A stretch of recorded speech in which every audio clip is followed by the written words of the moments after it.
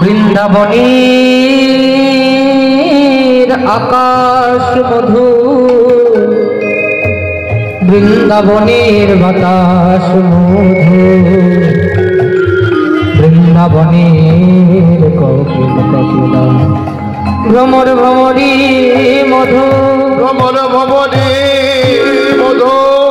ঈশ্বর পরম কৃষ্ণ কৃষ্ণ সচ্চিদানন্দ বিগ্রহ অনাদির আদি গোবিন্দ সর্ব কারণ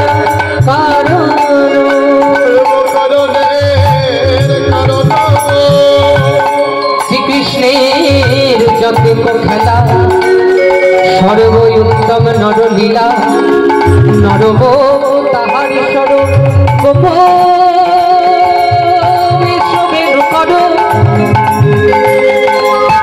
শরণ নরলীলা নরলীলা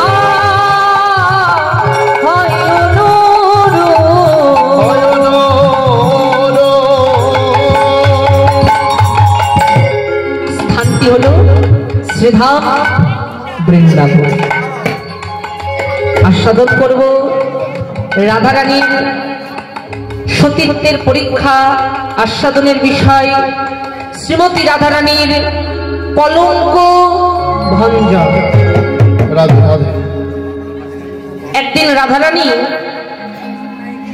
একাকিনী বসে আছে, সঙ্গে আছে অষ্টসখী পরিবেষ্টিত হয়ে সখীদের সঙ্গে কৃষ্ণ কথা আলাপনে। রাধারানী কৃষ্ণ কথা বলছে, সখীদের সঙ্গে নিয়ে রাধারানী বলছে ও ললিতা ও বিশাখা। আস্তে আস্তে মা, এই দিক থেকে কথা হচ্ছে, হরি বল। রাধারানী বলছে ললিতা ও বিশাখা, হে চম্পক লতিকা, ওরে তোরা তো আমার মরম সখী, তোদের কাছে আমার একটাই প্রশ্ন, দ্রৌপদীর পঞ্চস্বামী সেও যে সতী রমণী, কিন্তু বৃন্দাবনে আমি কৃষ্ণকে ভালোবাসি, তাই বৃন্দাবনে আমায় সকলে বলে আমি নাকি কৃষ্ণ কলঙ্কিনী। আচ্ছা, দ্রৌপদীর পঞ্চস্বামী তাকে তো কেউ কলঙ্কির অপবাদ দেয় না, কিন্তু আমি কেন কৃষ্ণকে ভালোবেসে হলাম কৃষ্ণ কলঙ্কিনী? নিতাই গৌর হরি বল। সখীরা বলেন রাধে তোকে কলঙ্কিনী কবে বলে, আর কলঙ্কিনী কারাই বা বলে? রাধারানী বললেন সখীরে, এই কলঙ্কিনীর নাম আমার আজকে থেকে নয় রে। সখীরা বললেন তবে কবে থেকে? রাধারানী বললেন সখীরে, কলঙ্কে কপাল কলঙ্কে কপাল সখে রে সখে রে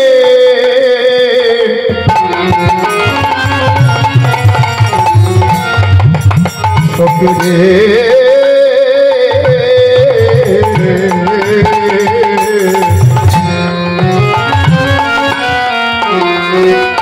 ওগো কলঙ্কে কপাল মোর গো,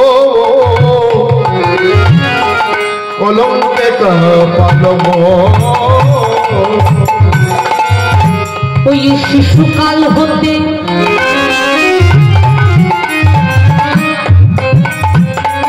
আজি যৌবন অবধি,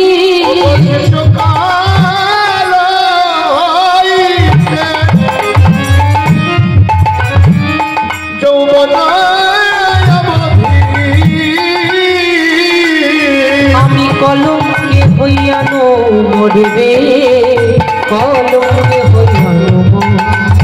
ওগো শিশুকাল হইতে যৌবন অবধি আমি কলঙ্কিনী হইলাম মনে গো, কলঙ্কিনী হইলাম। আমার কাঁদিতে কাঁদিতে জনম গেল, ওরে সখী রে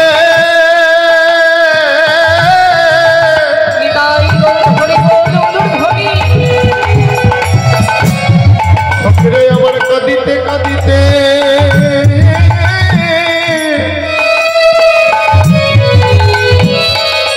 আমার জনম গেল। আমি কৃষ্ণ কৃষ্ণ ভালো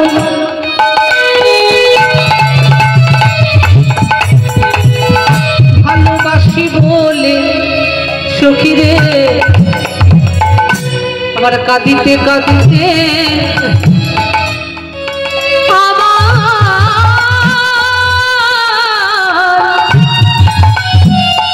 জনম গেল। আমি কৃষ্ণ ভালো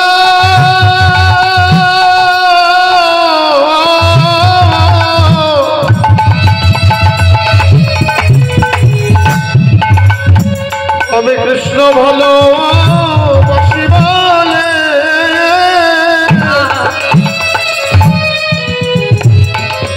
আমার কাঁদিতে কাঁদিতে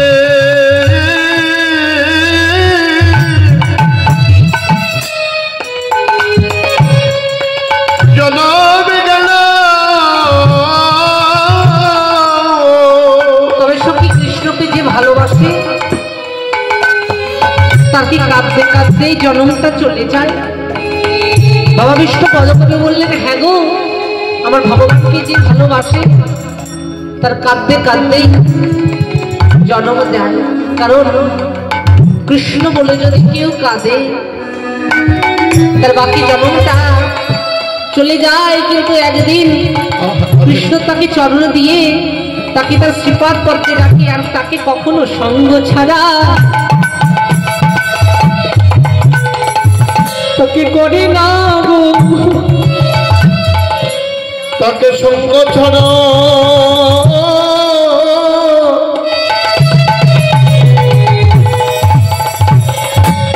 বলে না গো। যদি কৃষ্ণ চরণে একবার কেঁদে আসতে পারে তাকে প্রভু কৃষ্ণ তার সঙ্গ ছাড়া করে না। তার চরণের ধারে সদাই আশ্রয় দেয় গো, নিতাই গৌর হরি বল। চরণে ছাড়া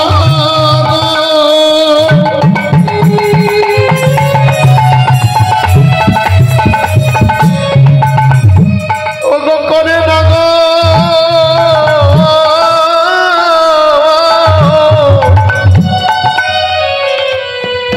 সদাই শ্রীচরণে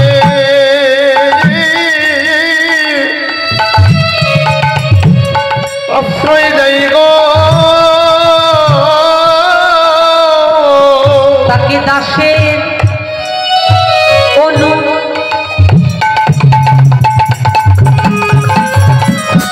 অনুদাস করে তাকে যুগে যুগে তাকে দাস করে। ওগো জন্মে নয় প্রতি জন্মে জন্মে দাসের অনুদাস করে তাকে তার সঙ্গ ছাড়া করে না রে, যেন সঙ্গ ছাড়া করে না রে। নিতাই গৌর হরি বল, হরি হরি বল। ও মায়েরা, রাধারানী বলছে, সখী রে আমার কলঙ্কে কপাল মোর। আজ থেকে নয়, শিশুকাল হতে যৌবন অবধি কলঙ্কে হইয়ানো মোর। সে শিশুকালে কোন দিন জানিস? যেদিন সুতিকা মন্দিরে ছিল। ও মাইরা, রাধারানী ছিল, ও বাবা রাধারানী ছিল জন্ম অন্ধ, তাই না বাবা? আচ্ছা, রাধারানী কেন বাবা জন্ম অন্ধ হয়ে আসলো? এখানে একটা নিগুড় তত্ত্ব লুকিয়ে আছে মা। বৃন্দাবনে রাধারানীর পিতার নাম ছিল বৃষভানু।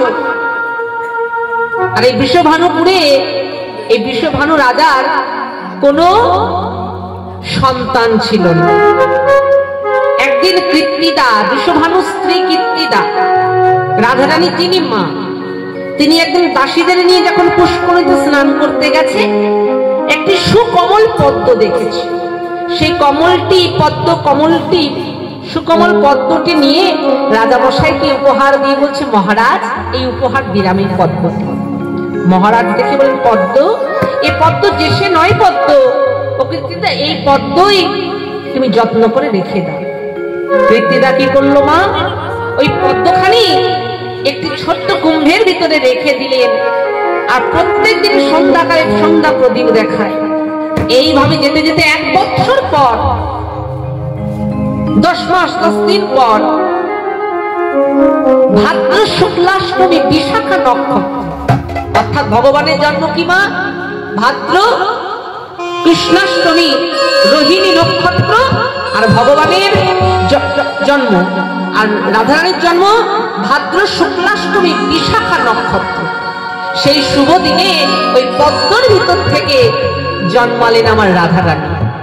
তাহলে রাধারানী কোনো গর্ভজাত সন্তান নয়, রাধারানী জন্মেছে একটি সুকমল পদ্ম হতে।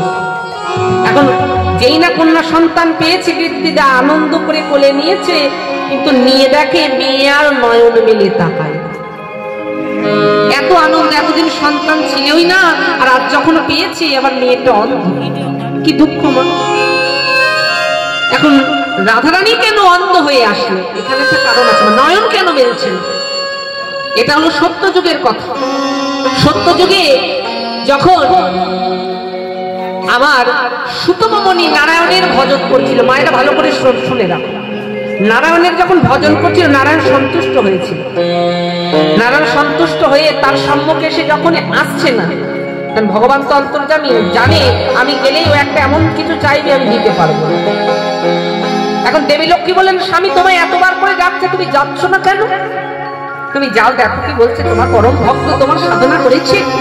এখন দেবী লক্ষ্মীর কথা মতো যেই না গিয়ে দাঁড়িয়েছে, সুতমমণি বলে, প্রভু তুমি এসেছো? আমি এসেছি। প্রভু বললেন, ধ্যানস্থ হয়েছ, তোমার ধ্যানে আমি সন্তুষ্ট, আমি এসেছি, তুমি কি বর চাও বল। সুতমমণি বলছে, তুমি তো বাঞ্ছা কল্পতরু, তাহলে আমার একটা বর চাই, সেটা হলো তোমার যে বামে প্রিয়সী দেবী লক্ষ্মী, ওই লক্ষ্মীকে আমি 100 বছরের জন্য আমার ঘরে রাখতে চাই। নিতাই গৌর হরি বল, হরি বল। কি আমার দেবী লক্ষ্মীকে তুমি 100 বছরের জন্য ঘরে রাখবে? না না না, এই কাজ আমি করতে পারি। বলে, না প্রভু তুমি তো বাঞ্ছা কল্পতরু, একবার কৃপা করে তোমাদের দেবী লক্ষ্মীকে আবার 100 বছরটা রাখতে দাও না। যেই না অনুনয় বিনয় করেছে, ভগবান ভাবছে আমি তো বাঞ্ছা কল্পতরু, ভক্তের বাঞ্ছা পূর্ণ করাই আমার কাজ।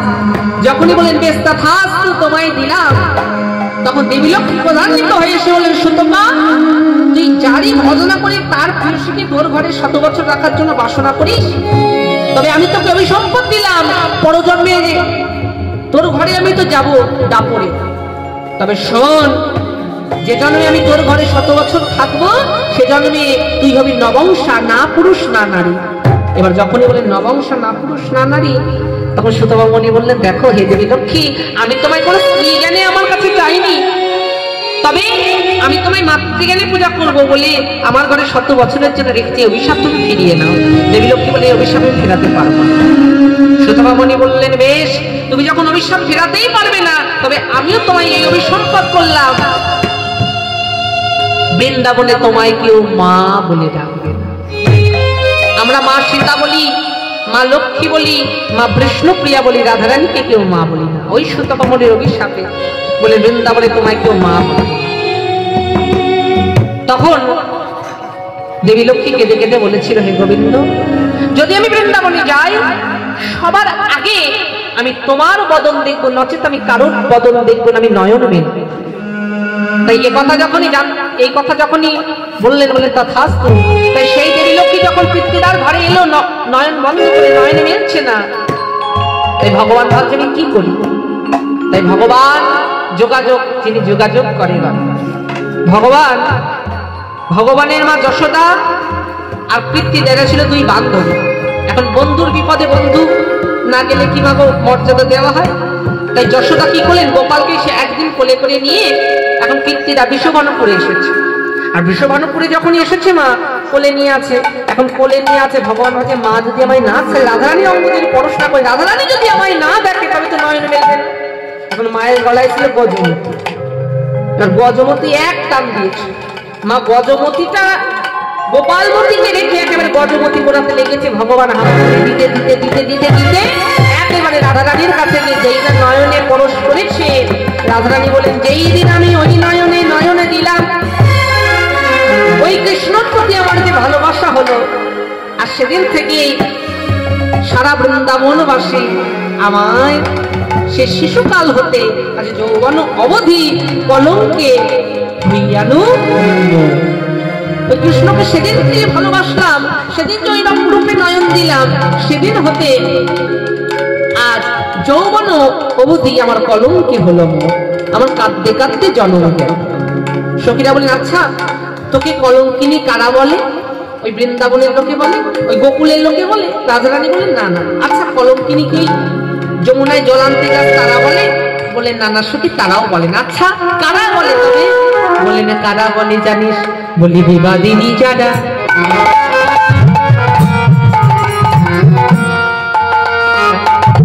এক জোটে তারা, এক জোটে আমারও কলঙ্ক গাই।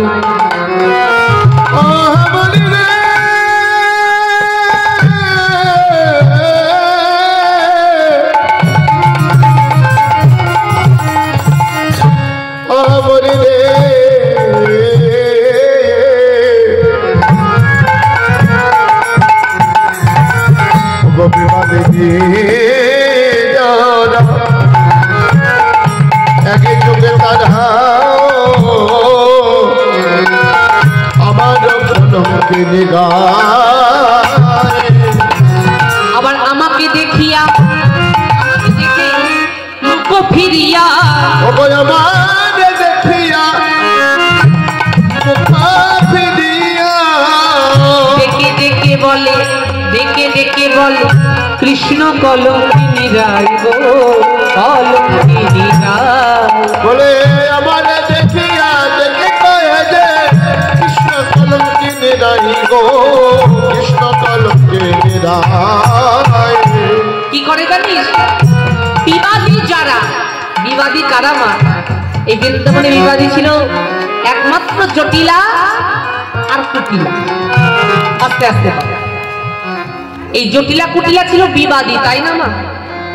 আমরা বলি জটিলা কুটিলা বড় খারাপ, এহ জগতে বাবা খারাপ ছিল বলেই কিন্তু ভালোর কদর বোঝা যায়, তাই না মা? দেখবে মায়েরা, দিনের আলো আছে, দিনের আলোয় যেমন সূর্যকে শোভা পায়, রাত্রের অন্ধকারে চাঁদের শোভা বোঝা যায়। তাহলে মাগো অন্ধকারে যদি সূর্য উঠত মা, অন্ধকারের শোভা মিটত? তাহলে এই জগতে যতটা ভালো আছে, ভালোর কদর কখনো বোঝা যায়, একটা খারাপ কিছু হলে তবে কিন্তু ভালোর কদর বোঝা যায়। তা আমরা বলি জটিলা কুটিলা খারাপ, ওরা কৃষ্ণ বৈরমী নানা মা, ওরাও ভগবানকে ভালোবাসে। যদি বলে এটা আবার কেমন কথা? ওরা কৃষ্ণ বাদিনী হতে পারে, কিন্তু ওরা কৃষ্ণকে বেঁধে রাখে কেন? এই জটিলা কুটিলা তারাও ভক্ত, তারা মনে মনে ভাবে আমরা স্বয়ং ঘরে দেবী লক্ষ্মীর মতো ঘরে বৌমা পেয়েছি। তারাও ভক্ত বাবা, তারা ভাবে যদি রাধারানীকে আমরা কষ্ট না দিই, দুঃখ না দিই, তাহলে রাধারানী কি করবে? এখানে সেখানে গিয়ে কৃষ্ণ দর্শন করবে, আর কৃষ্ণ দর্শন করবে আবার ঘরে ফিরে আসবে। কিন্তু সেই রাধারানীকে যদি ঘরের বাহিরে না হতে দিই, সেই রাধারানীকে ঘরে বসে যদি কৃষ্ণ কথা বলতে বারণ করি, সেই রাধারানীকে যদি নীল শাড়ি পরতে না দিই, কালো যমুনায় যদি তাকাতে না দিই, তাহলে সেই রাধারানী লুকিয়ে লুকিয়ে কৃষ্ণ বলে কাঁদবে। আর কৃষ্ণ তো অন্তর্যামী, শুনতে পাবে ভক্তের ডাক, তখন ছলে বলে কৌশলে কৃষ্ণ আসবে তাদের ঘরে, সেই বাদিনীর ঘরে। জটিলা কুটিলা তারা ভাবে, তারা যখনই কৃষ্ণ ছলে বলে কৌশলে রাধারানী কষ্ট সইতে না পেরে আমাদের ঘরে আসবে, আমরা ঘরে বসে আজ যুগল দর্শন করব, আমরা ঘরে বসে যুগল দেখবো। যে তারা বাদিনী হয়েও তারা গোবিন্দকে ভজনা করে। কেন মা? এহ জগতে যারা ভক্ত হয় বাবা, তাদের প্রকাশ করতে লাগে না আমি বড় ভক্ত হয়, কারণ এহ জগতে আমিত্বটাই এসে গেলে তাহলে জানবে সেখানে তার সর্বনাশ। এখন যদি বলে থাকি বাবা আমি বড় কীর্তনিয়া, এখানে আমার সর্বনাশ। এখানে এসে যদি কেউ বলে থাকে আমি বড় ভক্ত, তাহলে সেখানে তার সর্বনাশ। তাহলে আমিত্ব এসে গেলে হবে না। এহ জগতে ভগবানকে ভালোবাসতে গেলে কাউকে দেখানোর দরকার নেই যে আমি ভগবানকে ভালোবাসতে পারি, ভগবানকে আমি ডাকতে পারি। কারণ এহ জগতে ভগবানকে ডাকতে গেলে, ভগবানকে ভালোবাসতে গেলে গোপনে ভজন করো, গোপনে তাকে ডাকো, গোপনে গতি সাধনা করো। হরি বল। গোপনে যদি কেউ ডাকার মতো ডাকি, তাহলে শাস্ত্র হচ্ছে ভগবানকে অনায়াসে পায়। কারণ আপনের ভজনের কথা না কহিও যথা তথা, আপনি আপনি হও সাবধান। নিতাই গৌর হরি বল। হরি বল। তাহলে ভগবানকে ভালোবাসতে গেলে গোপনে ভালোবাসো, অন্তর দিয়ে ভালোবাসো। তাই জটিলাকুটা তারাও ভগবানকে ভালোবাসে। তাই বললেন বিবাদী যারা এক জোটে তারা আমারে কলঙ্ক গায়, আমারে দেখিয়া মুখ ফিরাইয়া বলে কৃষ্ণ কলঙ্কিনী রায়।